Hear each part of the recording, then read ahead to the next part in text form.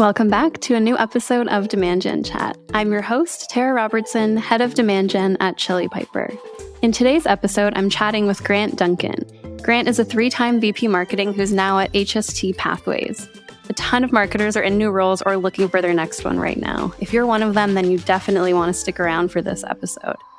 Grant shares his checklist of metrics that help marketers start new roles off on the right foot, and we also chat about how marketers are using AI to save hours a week. I hope you enjoy my conversation with Grant. Grant, thanks so much for joining me on Demand Gen Chat. It's great to be here. Thanks for having me. Yeah, of course. We've been following each other, or at least I've been following you on LinkedIn for quite a while now. So really excited to finally connect. I hear you have quite a few hot takes on the marketing front these days, but I'd love to start with one that I know you've had some contentious conversations around on LinkedIn. And that's why landing pages should be, why we shouldn't be removing that top level menu from our landing pages, which a lot of us marketers do today. Yeah, I know that's the typical fashion and has been what has commonly been taught, that when you have, let's say, an ad driving to some landing page, you should have no top level menu, basically no way to get away from the page without filling out a form or clicking the back button. And I believe if you have a product with, let's say, a 10K or more ACV product, that's not actually the experience people want to have as a buyer. Like, think about when you land on that. For me, I often try to click the logo and see if I can get to another page because I want to read their customer stories. I want to check out pricing. Maybe I want to see what integrations they have to other products. There's other things that I want to learn if this is a high value product than just seeing one page and learning all that there is there. So adding a top level menu so that it looks more like a normal web page, I believe creates that better buyer experience so that people can continue to educate themselves before they're ready to take that action to talk to sales. Now, you could say, well, you could just make a really long web page. And that's true. You could make it longer and include more info there. But I've seen oftentimes leads check out 5, 10, 15 plus pages before submitting a demo form. And often those are customer stories. So it's going to be hard to fit full-length customer stories if they're written onto one web page. So that's why I believe having a normal looking web page is better for, quote, landing pages. Yeah, it's funny you say that about the long pages because I feel like that's such a trend, at least in SaaS right now, of people shoving everything onto that one page, but you can't escape. It's kind of a dead end page. So you're seeing more just giant FAQ sections, a bunch of customer stories mixed in there. But often, like you said, it's not the best experience, especially if someone's never heard of your company before. They probably want to poke around. I'm not opposed to putting a lot of info on a page, but I think people want to explore before they commit. Yeah. And I love that caveat of if it's a high value product, because if I'm just signing up for something for free, that probably is enough for me to sign up and not have to poke around. But yeah, as we know, it's tougher to get people to commit to a demo these days. So if you're trying to get them to convert on that, they probably want to see a little bit more about you first. And maybe send it to a colleague before too, which having the colleague be able to explore is also of value. Definitely more people involved in deals, as we know these days, and multi-threading is key for getting those accounts.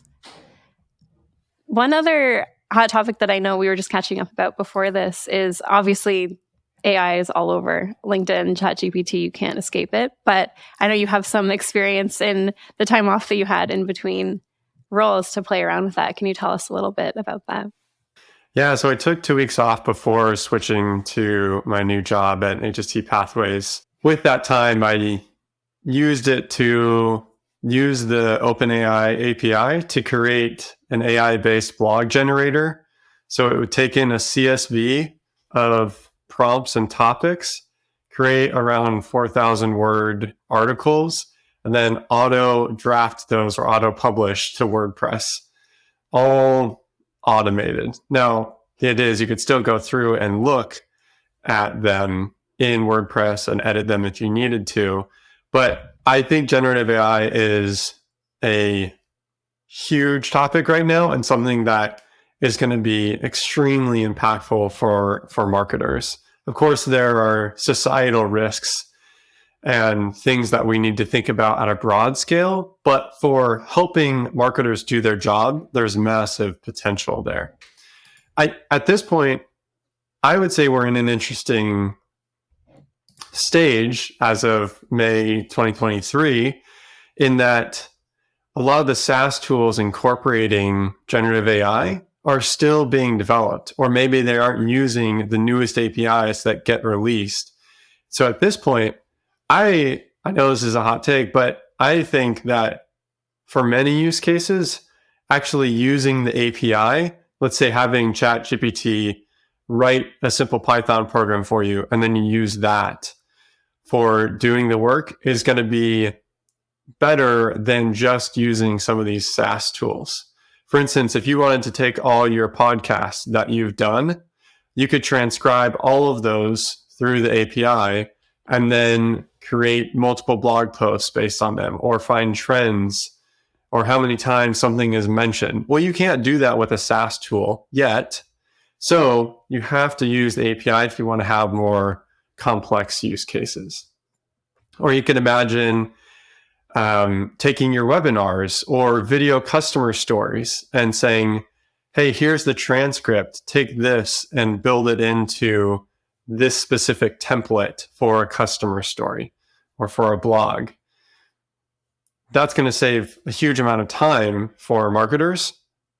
And right now, much of that is probably better served with APIs. In the future, I think the SaaS tools will get there. But either way, this is going to really help augment what marketers can do. And frankly, in some places, probably reduce the number of people needed as well. Yeah, I think that's a great point on the transcription and kind of repackaging content piece. We've been playing around with that ourselves internally around the podcast, but also pulling social clips from the podcast. That used to take me probably close to an hour per episode. I would read through the transcription, highlight parts that I thought were interesting. And It's been really cool to see what AI can do. And it picks out almost word for word what I would have picked out as the interesting points, just based on keywords and what I don't know how else it decides, but it just knows that this part is the contentious part that we want to put in that social clip, which is really neat because, again, it's saving me at least, say, an hour a week. But if we do that across all the different content that we're producing, that could really add up. Right. And if you can imagine saving every single person on your team an hour or a few hours, well, now you've almost created a whole new person on the team because of all the time savings. So just shifting gears a little bit, a lot of marketers that I know are in brand new roles right now, or they're looking for their next marketing role. So I know you've shared a ton of great resources around starting a new role on LinkedIn. I'd love to start with, even before you're in a new VP marketing role, what do you think about? What's top of mind for you before your first day? Yeah, before starting, I'd encourage each person to do research on the industry, the company's products, the competitors, and also the people you'll be working with. If you're joining a new industry or something you're not familiar with, that industry knowledge is going to be really important to learn. One of the ways that I've done this is by binging podcasts in the ASC industry, the primary focus for HST Pathways. I had probably listened to over 200 podcast episodes. Of course, some of them were short, but I looked at the top 5 podcasts and just started listening to a ton of them while exercising, washing dishes, etc. And talking with peers who you know in the industry is also a really valuable thing to do. Another thing I'd suggest considering before you join the team is to think about the items that you want to include in your onboarding phase. Many companies will make a list for you that, hey, here are the things that we want you to learn and cover. But coming in with that list yourself is very helpful. And if you send it before to your hiring manager, that probably also is going to leave a good impression that you're starting to think about how you can prepare for this even before officially joining. Yeah, you're managing up even before you join, which is pretty rare. I think that's a great skill to bring onto a team. When I joined HST recently, I did this, and I'll share some of the items on my list. I broke it out by what are some analysis and metrics and reporting that I want to see, and then what are kind of plans or materials that I'd like to review. So on the analysis side, looking at paid search analysis of keywords that have led to ops and customers. So we could potentially free up budget. For other use cases, the split the funnel analysis, seeing by source, where the leads, pipe, and bookings are coming from. Paid social audiences and metrics. So what are the audiences that we're using and what's actually included within those? How have they been performing? If the company's doing ABM campaigns, that's another good one to add to your list to understand the performance of those. What's the current pipe and bookings compared to the goal? And depending on company size, you might want to break that out by product and net new versus expansion as well. And also understanding those targets, as well as the overall historical results broken out in those ways. Chili Piper cares a lot about this, but I do as well. Conversion rates. How are you getting from lead to meeting booked, to meeting attended, to opportunity, to closed won, and being able to look at that by source. The time it takes to move between each of those stages, the ACVs of products, what percent of customers have bought more than one product, and then looking at your pipeline conversion to revenue as a cohort. So each quarter, how much converts to bookings or closed won there. Yeah, I'm curious because, that's a great list. I'll definitely share that with our listeners.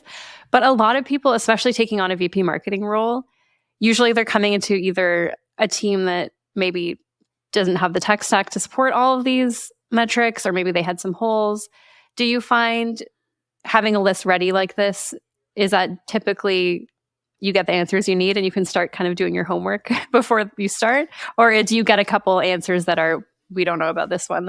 You have to figure that out now as our new VP marketing. Yeah, so I wouldn't expect you to get responses to these before you start, but at least having this in your mind as things you're going to prioritize are valuable. And even at HST, we're a 50 million ARR SaaS company, and we don't have all of these just ready to go. That said, it gives us a reporting roadmap for things to consider looking into. And we did have a good amount of them.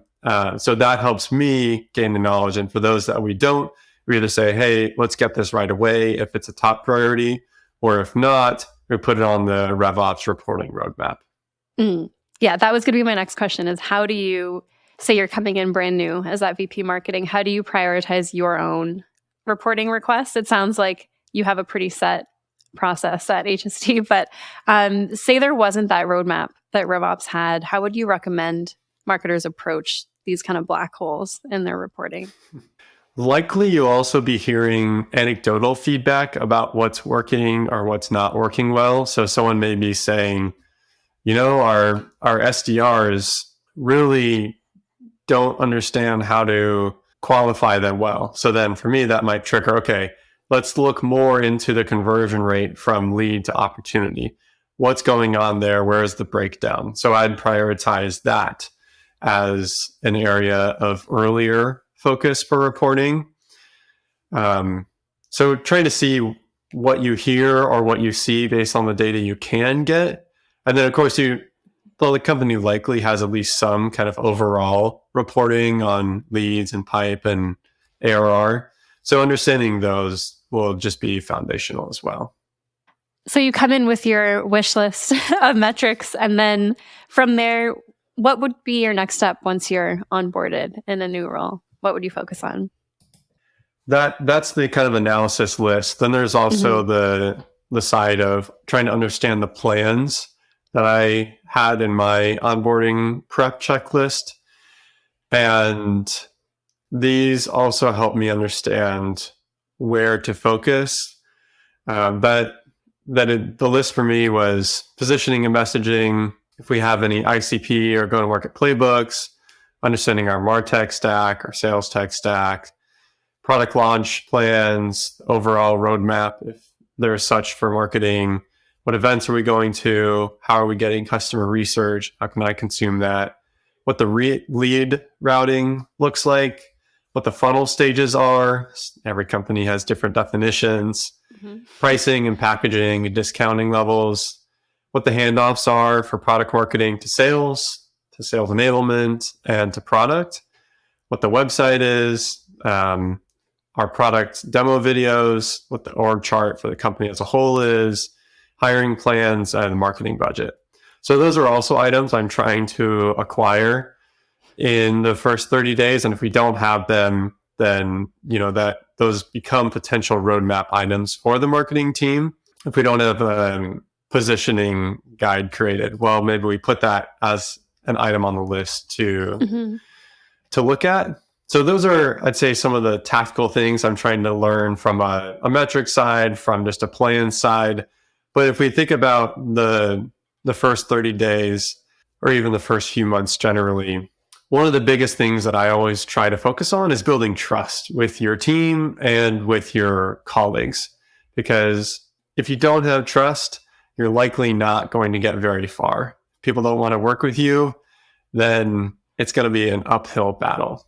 And especially with your team as well, I like to kick off career conversations early with them so that I can understand where they want to go and if they're even enjoying what they do now. And, from my experience, I've uncovered things that previous leaders at the company didn't know, as they didn't ask. So then you can start to shape the role or the team differently based off of that. And it also builds trust, right? You are investing in them in this way. Also, asking what the strengths, weaknesses, and gaps are in marketing is important. I like to do a roadshow with different cross-functional leaders as well as within the marketing team. And that's often some of the questions I ask, because you'll often hear perspectives that people have that maybe only a couple people have, but it helps inform your insights. When you're trying to build that trust, it's not always something you can force, obviously, but is that just more FaceTime when you're new, or is there anything else you recommend people do to kind of build that trust as early as they can? Yeah, I think FaceTime is a really important part. Also, showing empathy in the conversations is a really big piece. So if you're having FaceTime, but you're stuck up or very cold, then that's not going to come across well. And something I'm trying for the first time, we'll see how long I keep it going. But I've started a marketing stand-up meeting with the leadership team. So 4 days a week, we just have a 15 to 30 minute check-in on some of the big rocks for the days, where bottlenecks are, so we can fix those, any employee topics we want to discuss, and any other topics to bring up. And for me, being so new, this has been helpful to get more time to discuss topics or discuss our philosophies or what's working. So this is a new test for me. We'll see if I continue it, but the revenue leadership team does this as well, and the sales team does this as well. So I thought I'd give it a try. So a couple other things that I like to do, jumping back to the 30 days part, is trying to understand customers better, whether that's speaking with them or listening to Gong calls, understanding the product better, especially if you're new to the industry, really going deep there. And then in your 30 days, there's two final things I'd suggest. One is trying to focus on some quick wins. As much as we like to think people give us all of the benefit of the doubt in the world, getting those quick wins helps you boost your credibility early on that you're making an impact for the company. And then the second thing is boiling all of these findings into an initial findings presentation. So about a one-ish month in, this is a great thing to be able to share to your boss or others. I typically will share it with the marketing team as well, so that they're aware of some of my initial findings and thoughts. This last time, I just kept it to 2 slides, marketing findings and non-marketing findings. And on each slide, I had 4 boxes: observations for highlights, observations for lowlights, recommendations for top strategies to prioritize, and then where you could help, likely where your boss can help there. And that really helps summarize your ideas so people see your thinking and where you want to go. And if they're not on the same page, it's a great place to be able to check in still early on. Yeah. And when you're presenting slides like that, do you also share those with the revenue leadership, or is that limited to just the marketing team? Yeah, I did share it with the revenue leadership team as well. And how was the feedback? Yeah. It was very positive. And on some things, I could see people viscerally leaning in to agreeing with some things. And there were a couple things where they had a different perspective and shared that as well. So it was helpful to tweak a couple things too.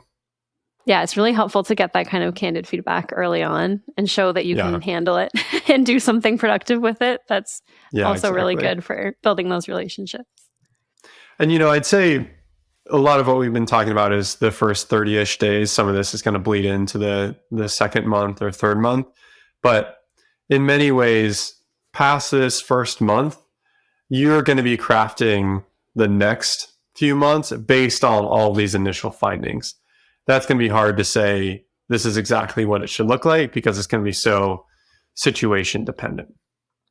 Yeah, that makes sense. But it's a really strong list of things to get started on for that first month so that you can, again, get your feelings validated or your observations validated by people who have been there a little bit longer, hopefully.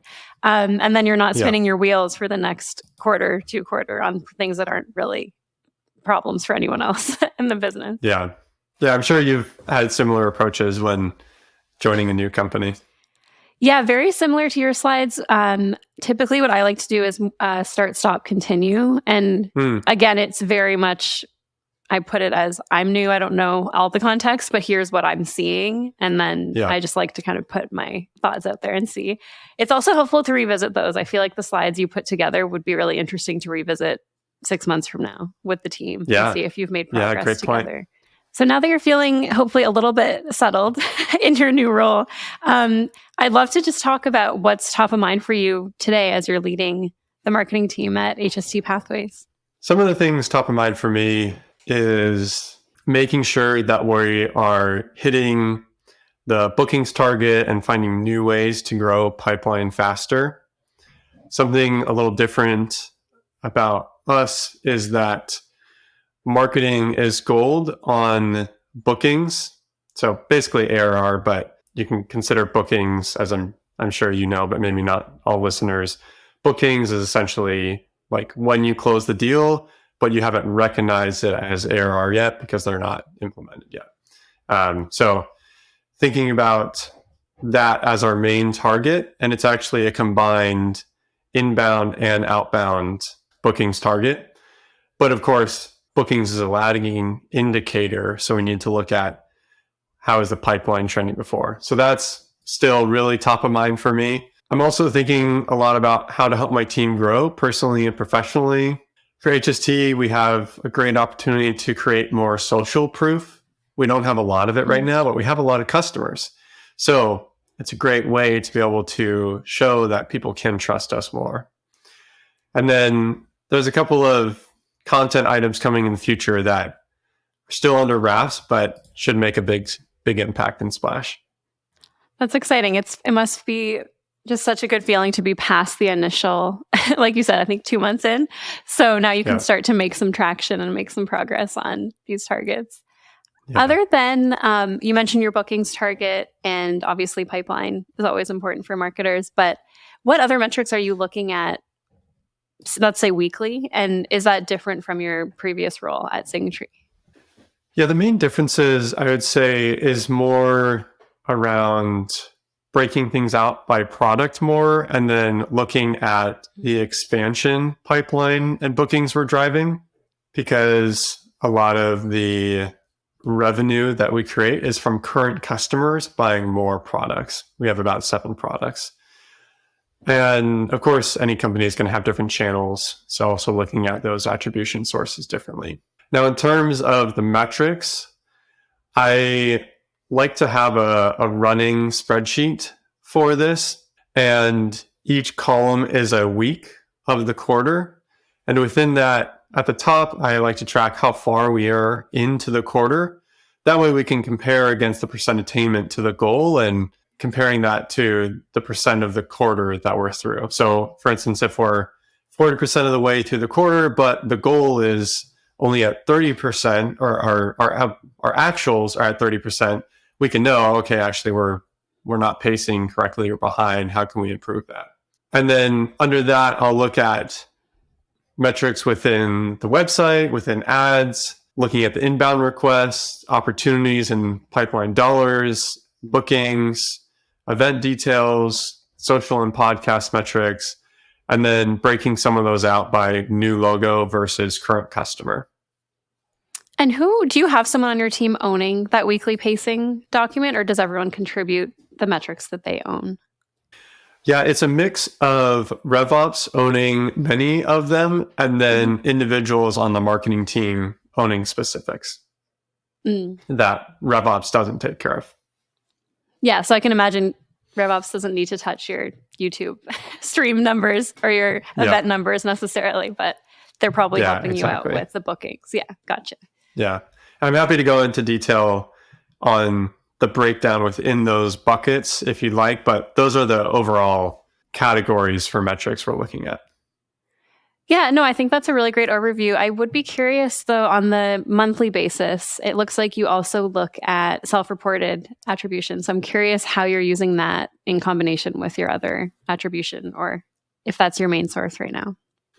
Yeah, we do look at the self-reported attribution. We have the "How did you hear about us?" as a required free text field on our demo form. And then we have our UTM-based attribution that we can look at as well. And we do a combo of those. One of the things that we revamped after I started was our UTM approach and strategy. We moved to Pardot forms instead of this one-off product that had our forms. And then along with that, made it so that we could capture more UTMs for every person, along with cookies to be able to do that better. So now we'll have better UTM data, but the self-reported is, of course, a great way to be able to find those things that you just can't find in UTMs. And interestingly for us, a very high percentage of our inbound requests are from people who've heard about us from others. So the word of mouth is really strong. So when I see that as an example, I think, okay, how can we put more fuel to that fire and grow it? Right. Yeah, we see the same or very similar in our self-reported attribution, but of course that doesn't come up in UTMs at all because we don't have every single user of ours using the exact right link that we want them to be using that's UTM'd, right? They're just talking about us on Slack or when they meet someone at an event. So having that overlap of different sources of attribution can really help you see that full picture. When you brought on Pardot, was that self-reported attribution already existing, or did you add that piece on when you joined? The self-reported was already on the previous form tool. We are using Pardot for marketing automation already. I did not roll out Pardot. It's not my favorite tool, if I'm being frank, but I was going to say, if you're 2 months in, that's very impressive that you did that. That was my next question. No, not ripping and replacing a marketing automation system is not an easy job. So I'm not touching that one for a long time. We're making it work. Yes, I understand. I've been there.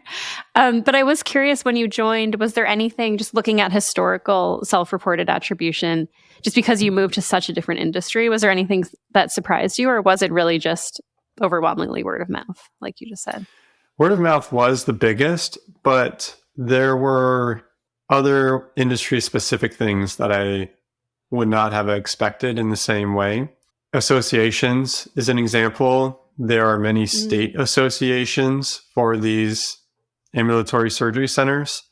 And we go and attend many of the events with a small booth. But sometimes they also share about us in their newsletters and the content outside of their events. And so that is an example of something that was new to me. But it's almost like these micro events with 50 to 150 people that can drive inbound for us. Yeah, that's one of those things, switching industries, that you won't know what those events are until you have someone spend the time and looking into it. So that's, useful to have that self-reported data historically, because that's typically something that I haven't had when coming into a new role. Usually we're the ones rolling that out. Yeah, that makes sense. So I'd love to know, you said it's been 2 months now, so obviously a lot you've been digging into in the background of things, but have you had to make any tough cuts or pause programs that the team already had running when you joined, and after looking at it with fresh eyes, maybe you thought, this doesn't really seem to be performing or it could be better? Yeah, thankfully I'm coming into a team that's already engaged and collaborative and has been growing well. So there weren't huge things that we needed to cut immediately. I'd say it's been more helping work with the team to revamp some programs to create fresh strategies or double down on things that are already working. So for instance, the forms and the attribution from a UTM perspective is something that I prioritized. The way it was set up in the past, we wouldn't be able to see what Google Ads search term someone came in on, so we could track that through from lead to op to revenue. Now we can do that. So there's things that I've focused on revamping or changing rather than having to cut completely. That's a good place to be in, coming in somewhere new that the team was already focusing on the right things, and you can just kind of point them in the right direction on the tracking side. That's great. Yeah. Is there anything coming up in the next half of this year that you're really looking forward to, especially working with your new team? One of the things when you join a new company is sometimes there are ambiguous roles and responsibilities, or there's overlap or occasional confusion. And we worked together to clarify some of those and use the racing matrix: responsible, accountable, consulted, informed, to take some of those areas that maybe there is duplicate or ambiguity and clarify them.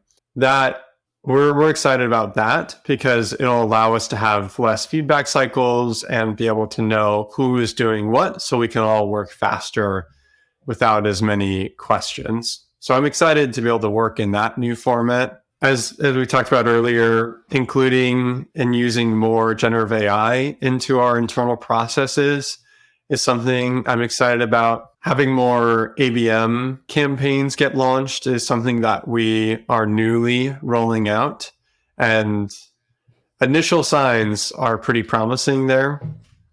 Creating more of that social proof I talked about, and I could keep going. I'm so excited about what we're doing, but that's a handful. No, that's great energy to have in a new role. That's exciting.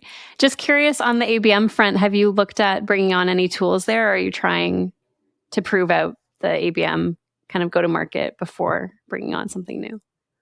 Yeah, we are planning to do it ourselves to start and then consider tools in the future. Our ABM is also a little bit different because the best ABM targets are these management groups for us. They essentially own many different surgery centers. It's almost like franchises where there's like a parent company that makes some decisions, but then much of the buying power is at the individual center level. So for us, we could put one logo on, let's say, a LinkedIn campaign or piece of content, but that one logo can be sent out as what would look like a one-to-one campaign to 300 different centers. So it's the traditional tools don't fit as well to this kind of model. But as we scale it out, maybe we'll find that we can add technology to help with this. Right now, though, we're doing it manually. Yeah, that's a good approach. I feel like a lot of teams do tools first and then process later, and that can get really messy. So That's exciting to try it out yourself and see what you can scale with a tool potentially in the future. Yeah, I'm a big proponent of the do things that don't scale when you're starting something new. Figure it out, prove it out, and then you can add on more process and technology. Cool. So I'd love to move on to our quick fire round. So we'll keep these ones pretty brief. First, is there another marketer you follow that our listeners should go check out? I'd suggest Allison Lohman. She has amazing content, and she has also recently started a new marketing role. Nice. We'll give her a follow. I'll put the link in the show notes for everyone to check her out. And what's an under the radar? It could be a channel or a tactic that your marketing team is loving right now.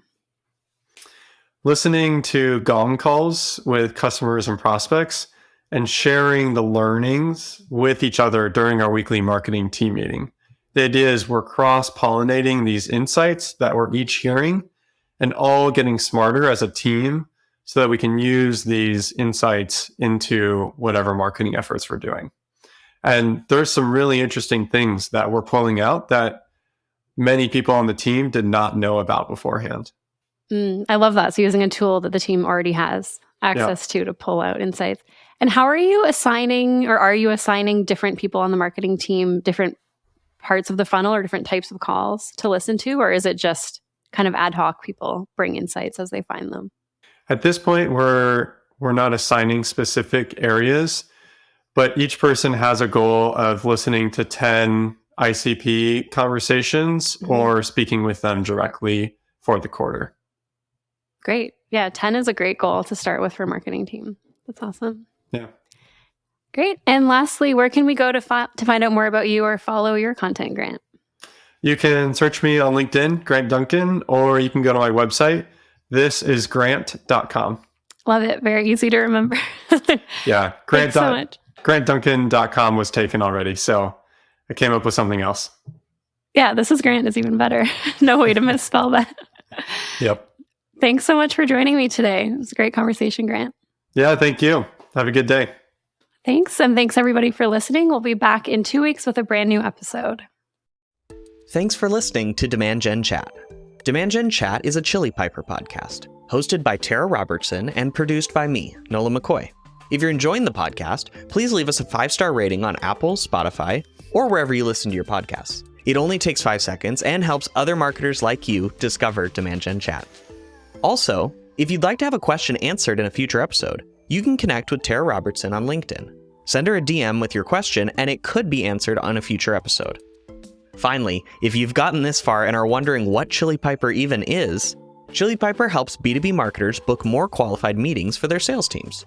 You can't afford to leave opportunities on the table, so let your leads self-qualify and schedule a time with the right rep instantly.